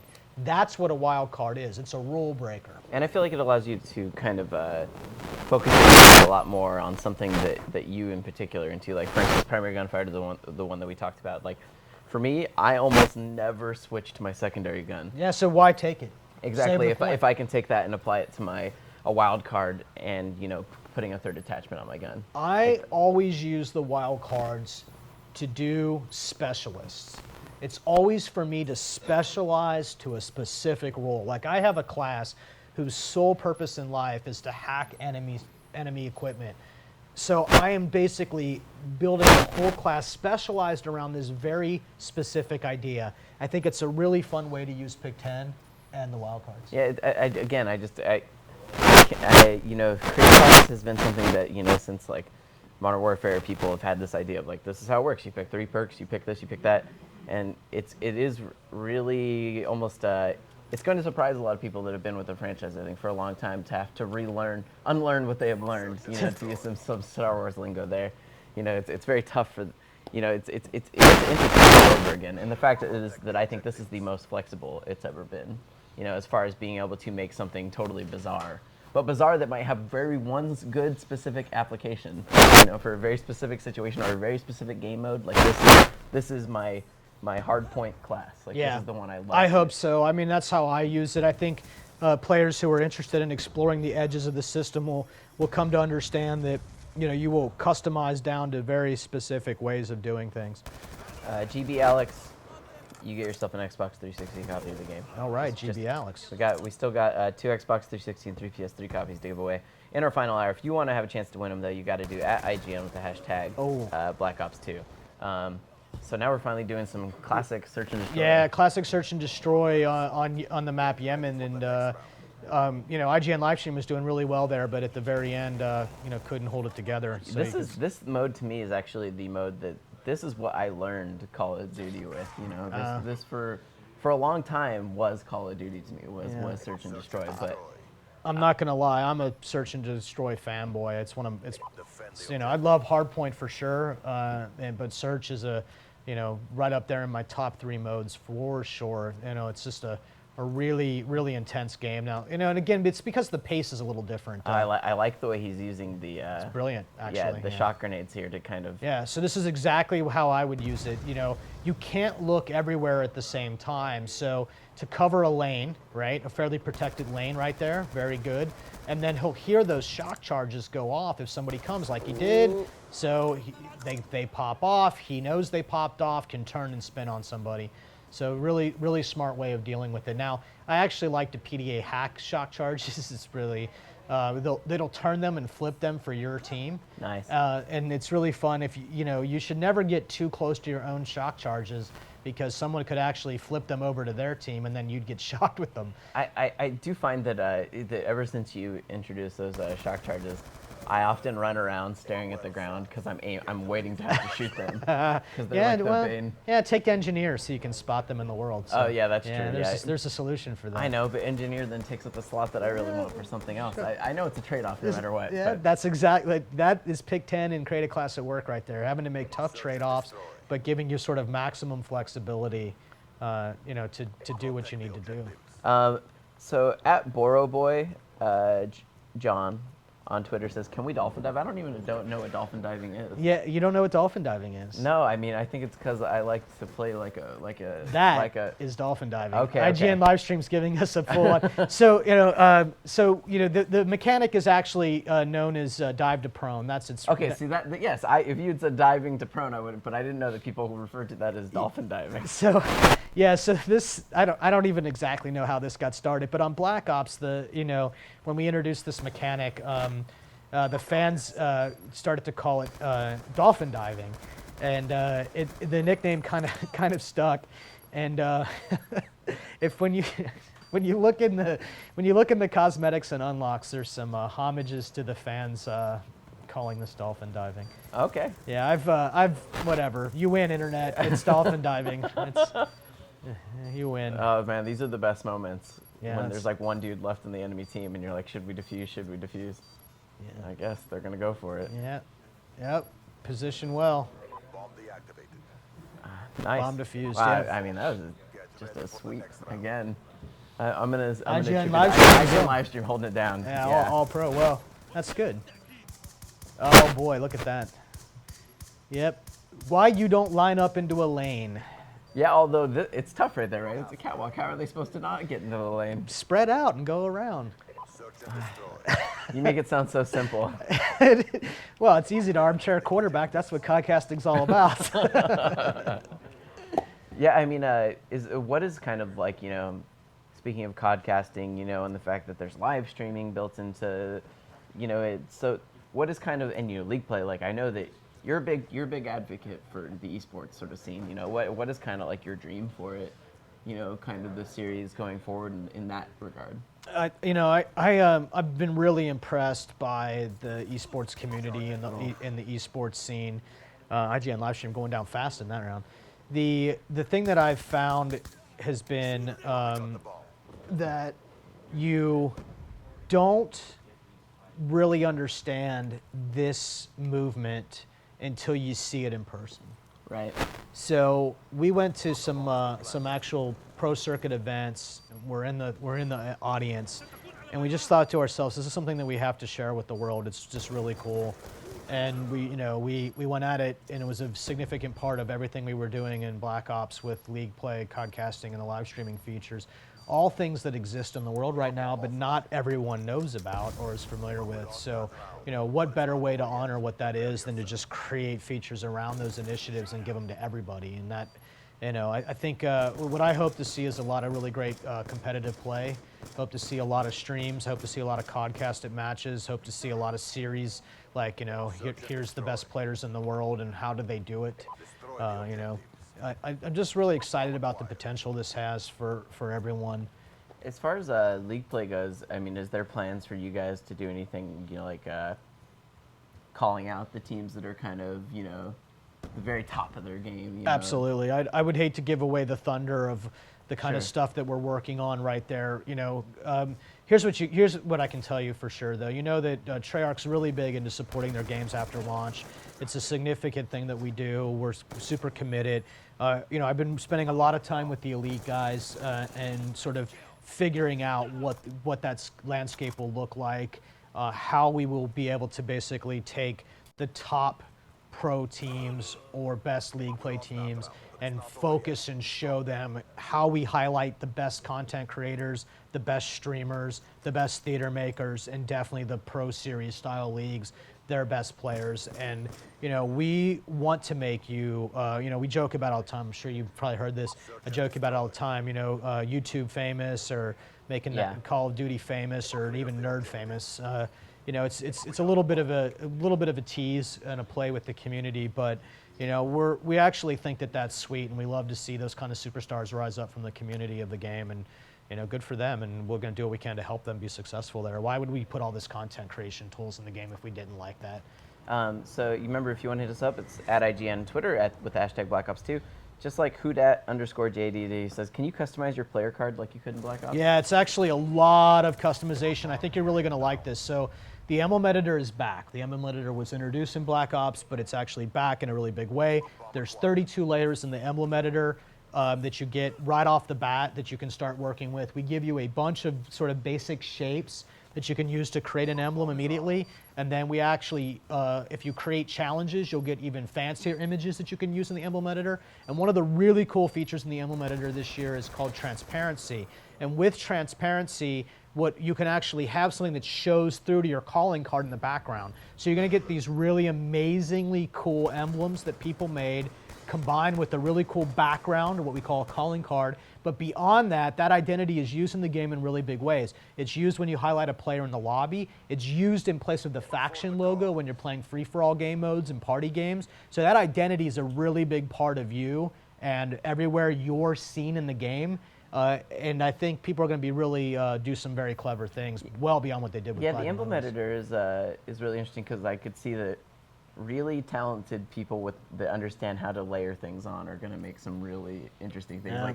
Like I'll say that when I did it and some of the other people that I saw do it, we were really terrible at it. We only spent a few minutes with it, but even in a few minutes, like you said, like I had created something with like multiple layers, with the various degrees of transparency. Like it was still very unique, even if my artistic skill was woefully bad. That's okay. I mean, there's also great default images you can use to try to create. And by the way, you know, it'll actually, if you never create an emblem, that's fine too. You'll actually have the rank icons as your default emblem.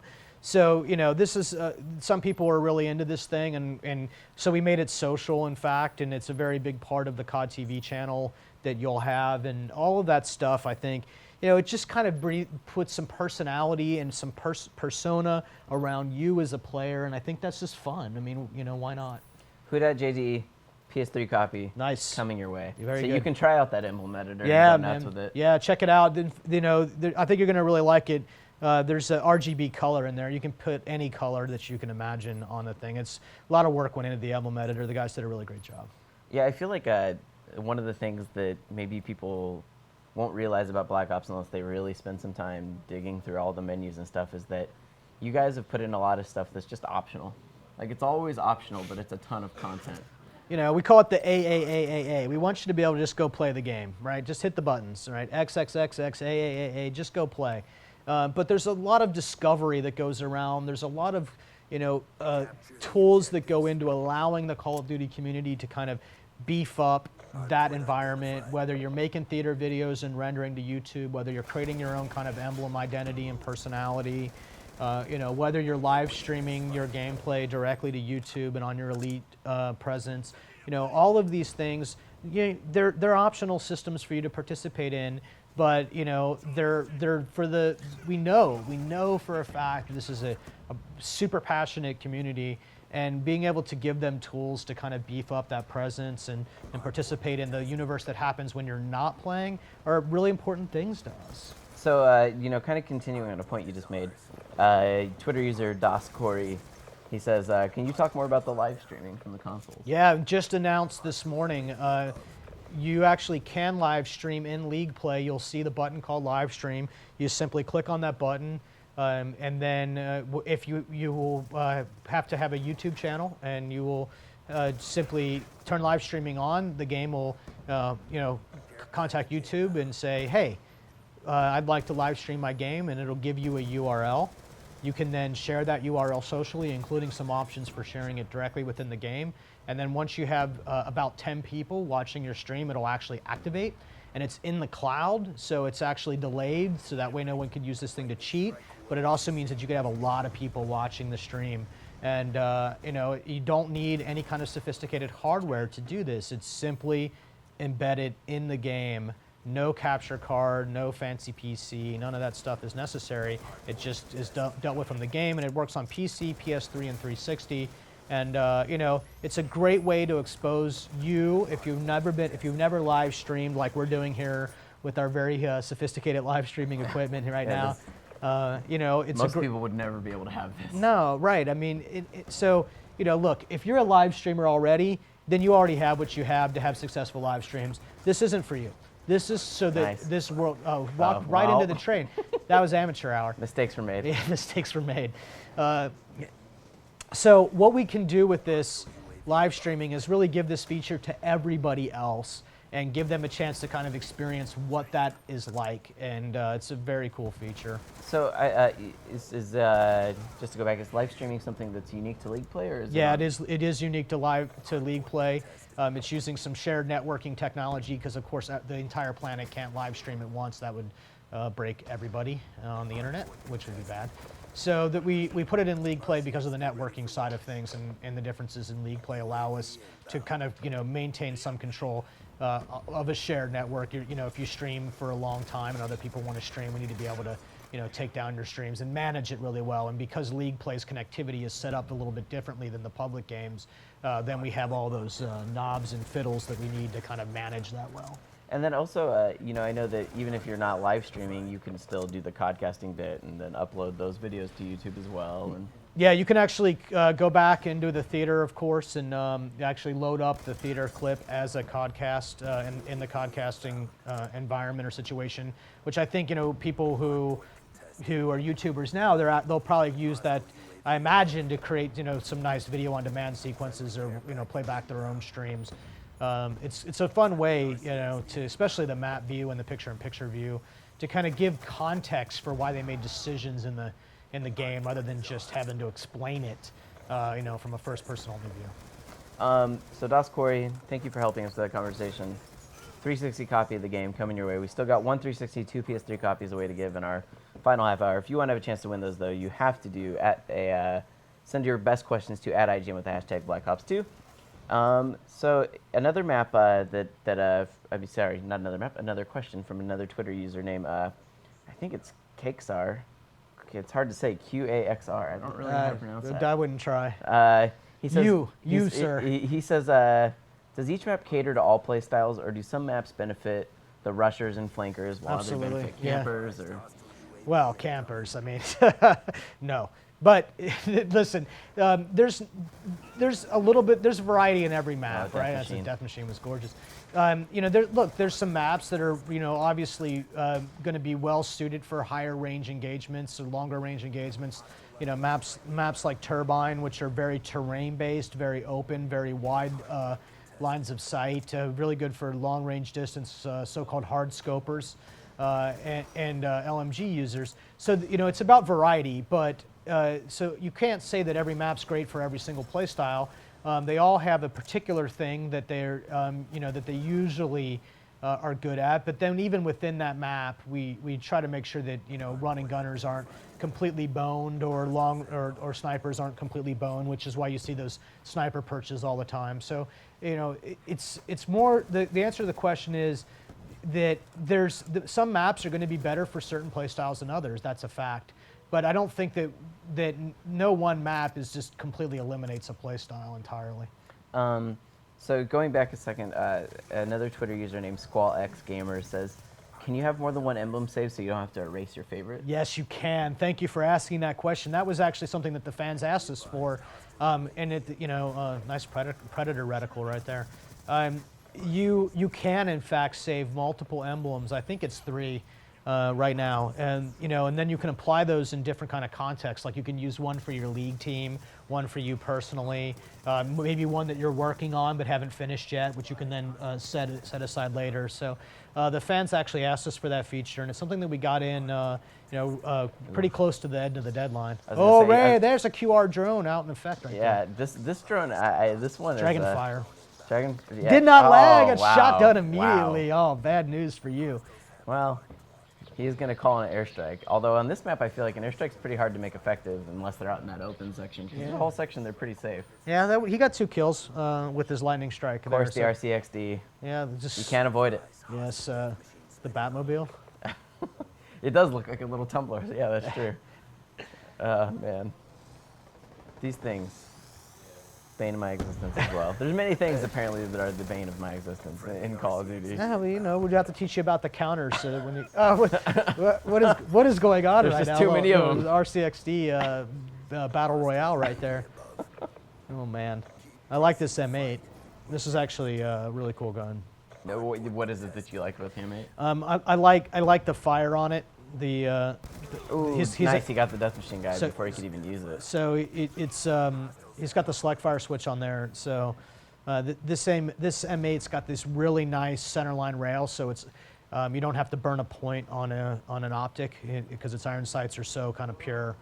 Nice. Yeah, very cool. Taking the high route. Yeah, very cool map negotiation right there. For IGN live stream. Yeah, we're. You brought the good players today.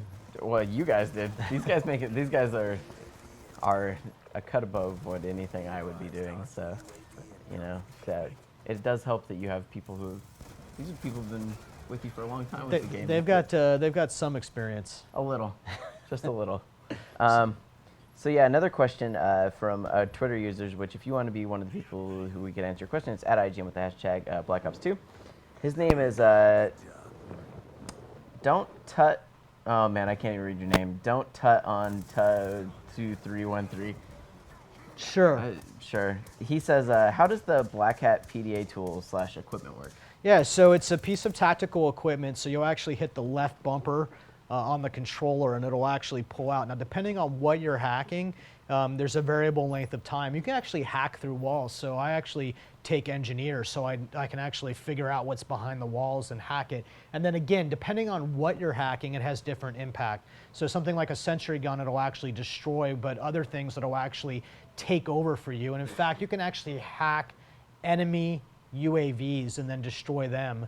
So you're pointing up and actually hacking it remotely. So it's a variable range and variable impact, and actually you get score for using it. So it's a way to deal with other people's equipment or score streaks in a really clever way with what's effectively a non-lethal device. Can't kill anybody with it.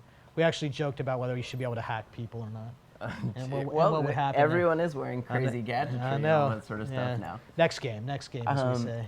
I think that is something that's interesting, the little nods that you guys give to some forms of tech that we have. Again, we kind of brought this up earlier, but like even the fact wearable computing. Yeah, the wearable computing thing. Two advantages of that is, in fact, it's a really nice way to engage non-interactive rewards because it's fast. You get to do this fast.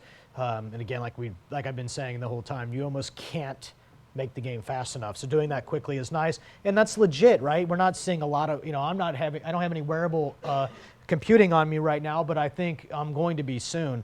So it's just a totally believable thing that you actually will see that now. The military guys, especially the special forces guys, wear it, and it's usually paper under there.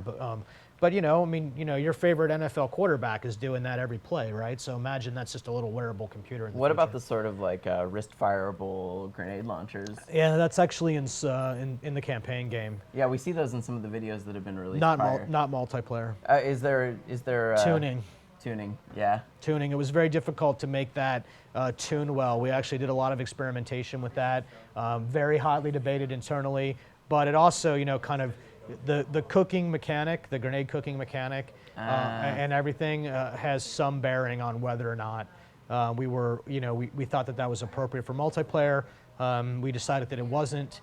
We opted to kind of keep grenades something throwable, and I would say that maybe most multiplayer fans are not quite ready for that, but we'll get you there eventually. Yeah, I mean it's a cool thing to see, but you're right, it does have a different sort of mechanic and feel than holding a grenade, waiting, especially when you're trying to flush someone out. Yeah, that's right. Of a particular area. Looks like we're on to some party games here. Yeah, they're doing some sticks and stones. Yeah, this will be. Which personally, this is my favorite party game. Yeah.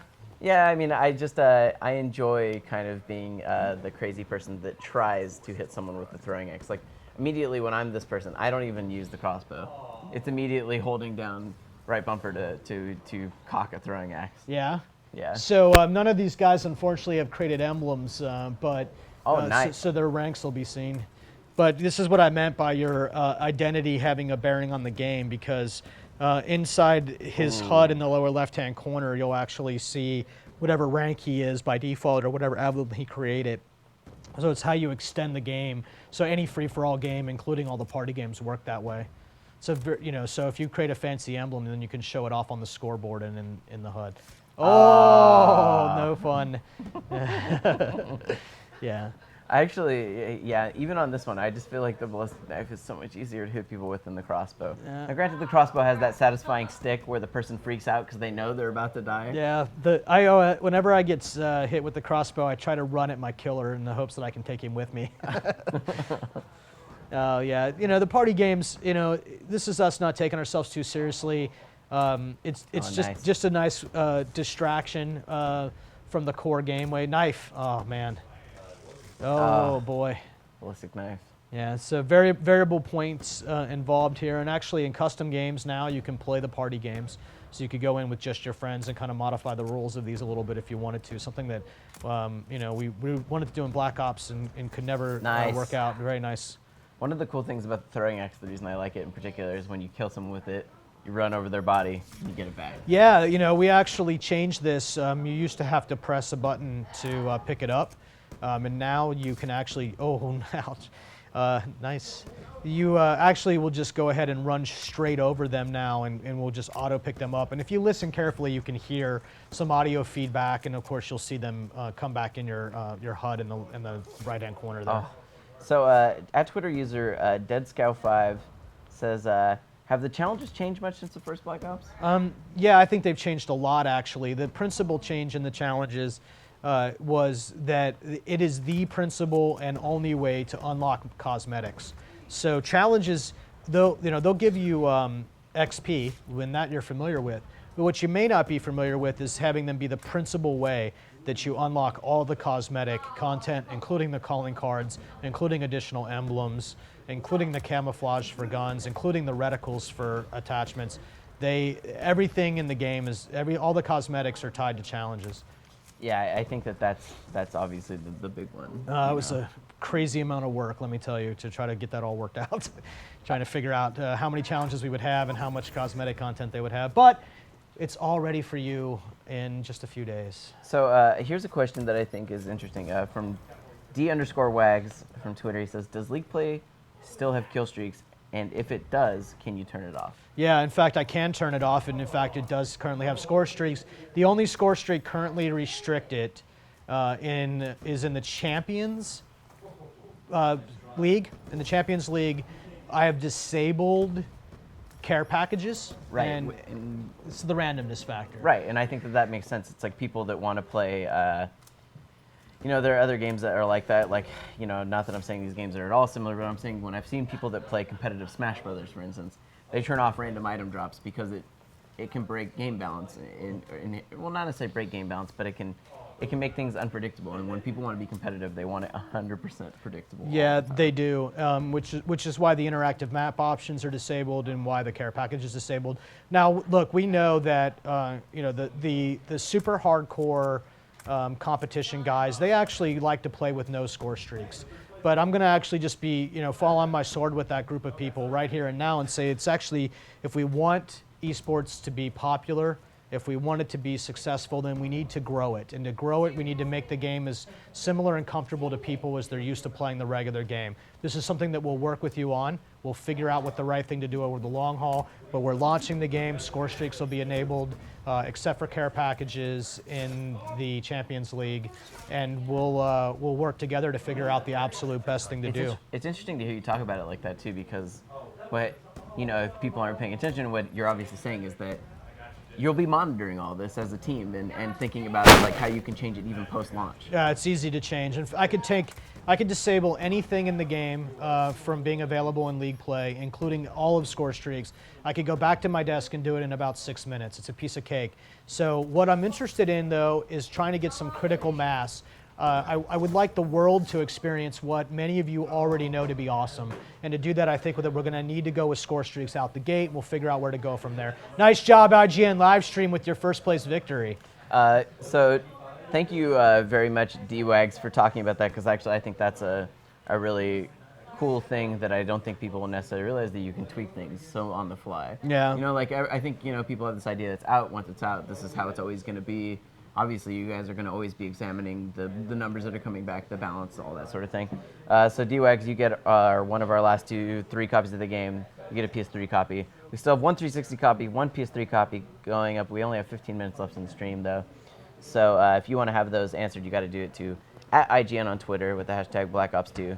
Send your questions to David Vandehar, Game Design Director. You only have them for a few more minutes. 15 minutes? Yeah. But we're having so much fun. I know. Yeah. I know. It's easy. The time flies. Yeah, you were right about that. Here's a question that I think a lot of people have been wondering. The Amplifier 1 from Twitter says, will theater mode record sound from microphones? Yeah, no, they cannot, actually. It's a procedural and policy thing from the first parties about that. So it's actually a very common question, so I'm glad to have a chance to answer it. it's not possible to do it. It's not a technical thing. It is actually a policy I can see restriction. that. I mean, you know, it's not like you have the express permission of all these people to go and post their conversations It's online. very complex legally, I'm sure of it, with the wiretapping this and internationally. So the best thing and easiest thing to do is to just not allow it to be recorded, and therefore you don't have those problems. In codcasting, though, you can drop. Can you drop into the conversations between the teams and that sort of You thing? can, but the voice isn't recorded, so that's why you can still do that. So it's called listening. It's actually a feature of codcasting where the codcaster can actually take an entire team and then hear them work together. So he can hear it, and he could talk about the things that they're talking about. And you could hear it if he was actually streaming his video or something. in Sure, real sure. But time. I'm saying as far as his video that he puts up on the codcast, you know, like if people go and watch his codcast eventually, Yeah, go back. he in can time. talk about what he's hearing, but you won't hear the dialogue. That's right. He could only do that. The audio from voice over IP or chat is never recorded in the theater at any point in time, including casting. But let's say we were at a big LAN event. Yeah. And we were broadcasting the caster's view to the audience. If he listened in, we'd be able to hear it. That's how you'll see that get used. Okay. So let's see. Another question from Darth Talonx. He says, as far as league play goes, do you plan to host tournaments or any special events? Yeah, again, I really don't You want to have give away the plans. You have thunder. plans. We have big plans. You're going to be, man, if you only knew what I knew, what's his name? Darth what? Darth Talonx. Darth Talonx. If you knew what I knew, you would be very happy. But unfortunately, you know, we're just trying to make it to November 13th, get the game in your hands, and then once we get through that, we'll talk about the future and what we're doing to support the game. You will not be disappointed. Oh, no, yeah. So we're continuing our party games, and now we're doing some Gun game? gun game. Yeah, Yeah. very cool. So this one, if you're not familiar with gun game, you know, it's been around in other games in the past, and the way it kind of works is, as you get kills, you get better games, better guns. Yeah. Although better is not always the proper statement, because I guess that's kind of subjective, because eventually you have to deal with some pretty tough to use weapons depending on the map. It's called gun promotion. Whenever you get a kill, you get some points. I think it's 10, and getting the kill actually will move you up the ladder to the next gun. You know, but then it's basically a race to the finish line to get through all the guns. But in fact, they don't necessarily get better. In fact, at the very end, they actually get harder to use. It's the curve kind of like, you know, getting better, It's awesome and then at first, drops. Yeah. When you have to start using the sniper rifles, especially on a map where you're like maybe 10 feet from each other, that gets a little tough. Yeah, it's a sweep through the various classes and some of the optics. You know, so it's you know, it's actually a real challenge to get started in some cases, and it's a real challenge to finish, right? And that's actually a pretty deliberate design call on the progression of the guns. Let's see, IGN live stream doing okay. Yeah, we're gonna take a look. So He's third. He's third place right now, not too bad. Well, yeah, but he's really behind. Yeah, he's four he's guns really behind, behind, five yeah. guns behind right now from Whiskers and Max. Although I will say that, like you said, because of the curve of it, even when you get towards the end, that person has to, you know, trying to get that final kill is really tough. Yeah, and you could get set back actually if you get knifed up. So, you know, there's a way to always kind of fight off the leader as well. But you know, it's never too late to make a comeback in gun game. I like the gun that he just had because it had the variable scope or Yeah. the variable sight on it. You know, you could do the dot sight or the scope. Ooh. No, I think he was in fourth at the end there. Yeah, he couldn't even hold out. So I think Whiskers was getting a little jealous of. Let's see what happened. Oh wow, nice dodging and weaving right there. And then that was just bad design, I think, on the part of to rush into that. One more map. I think we need to end with either Carrier or Nuketown, right? I mean, I think it's just mandatory, yeah. We're speaking to our off-scene ghosts. sorry, yeah, let's end with Carrier. Carrier- That's fine. And then as far as mode, that's Vaughn choice. Oh man, let's see. If we're gonna do Carrier, then let's have some Carrier free for all, and let's figure out if IGN live stream really is the best that's here. It really is the best that's here when it can't be carried by his team. So as we're loading in, Cootie SC from Twitter says, "Can you say anything about zombie mode?" And the thing is, zombies. It's not like zombies is top secret. You guys have talked about it in the past, you know. But we're not really here to talk about that. I know, but I'm just saying that. How about you? You can say something. I can say that zombies There you go. will Something. get you Listen, here's the thing about zombies, and in all honesty, I will never, ever, ever tell you anything about zombies, even if someone else published it in black and white and held it up in front of this camera right now. The whole thing about zombies is the discovery of zombies, Yeah. and why would we give it away? You know, zombies is in the multiplayer executable. And I think that's really fantastic. You know, all of us online guys, we work on the same side of the building. So putting it in multiplayer executable really gives us some really awesome opportunities for zombies, including leaderboards. Theater is actually part of zombies. And there's actually a 4z4 game mode where you can grief other people. And it's actually part of the mechanics. So there's some really, nice cross-lap between multiplayer and zombies. I think the easiest, But about the game itself, you're on your own. yeah, I was gonna say I think the easiest thing to say is that it's bigger than it was before, and just leave it with that. It's a very big part of what we're doing. There's a whole team dedicated to zombies. Jimmy Zelensky and his team have done a really fantastic job giving some players some new experiences for zombies, and I'm really glad to see what people do with zombies and how popular that it's really gotten over the last game. Could ESC, you get to try it out with our final Xbox 360 copy. Very nicely Go done. discover and tell people what you find, or Yeah. don't, and keep it a secret. Go into the fog, I dare you. So we still have one PS3 copy to give away in our final minutes of our live stream. If you want to get in some last minute questions, it's at IGN with the hashtag BlackOps2. Just like Codizi XBL says on Twitter, he says, can you talk a little bit more about gun prestige? Oh yeah, this is actually something that we only really announced kind of at the very late here in the development cycle. So every gun can be prestige 2 times. So if you cap it out and you want to start over again, you actually can. It's totally optional. It gives you some of the higher end cosmetics for doing so. But the big thing about having a prestige system where you don't reset challenges when you prestige is once you've completed everything, then it's completed. Now, leveling up a gun actually gives you experience bonuses, level experience bonuses. So we didn't want you to feel like you stop with your favorite gun and you're done. So you can actually optionally choose to prestige every single weapon in the game. That'll actually reset its attachments as though you just got the gun. And then you can start its progression again and earn its XP bonuses again. And then once you get through the prestige of the guns is when you get into those really high-end cosmetic unlocks, like putting your clan tag on your gun or putting your emblem on a gun, for example, as well as some high-end calling cards. So the prestige system of guns was really important, I think, to, we didn't want you to have this gun that you really like, that you actually get through the progression on, and then you feel like you're done with it, Maybe you want to keep going, so you can. It's a good question. I was going to say, that's the thing is, I feel like no matter how many times I've seen the game or how much I've played the game,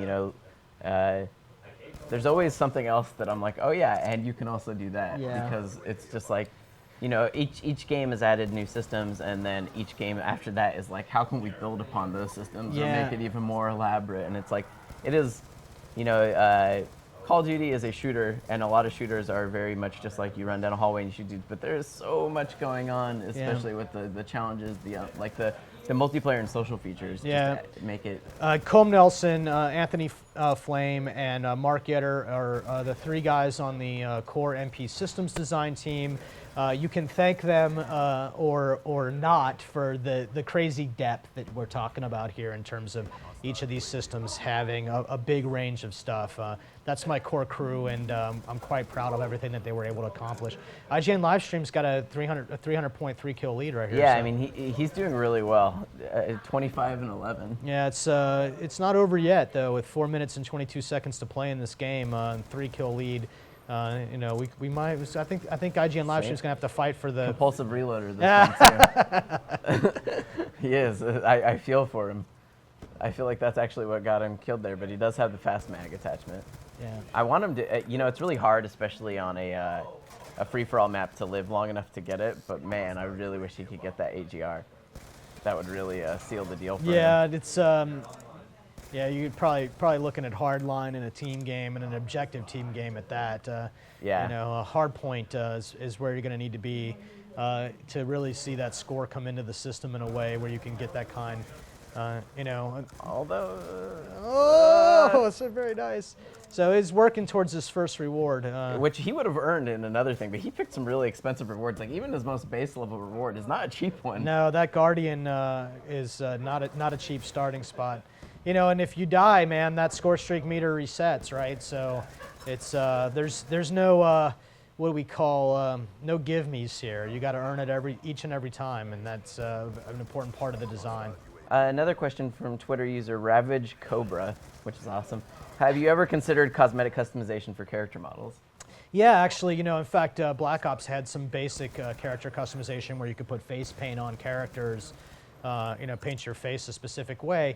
Now, the thing that's really particularly strange about cosmetics for your character in general, oh, and in Black Ops, your perk 1 actually had a lot to do with how you looked.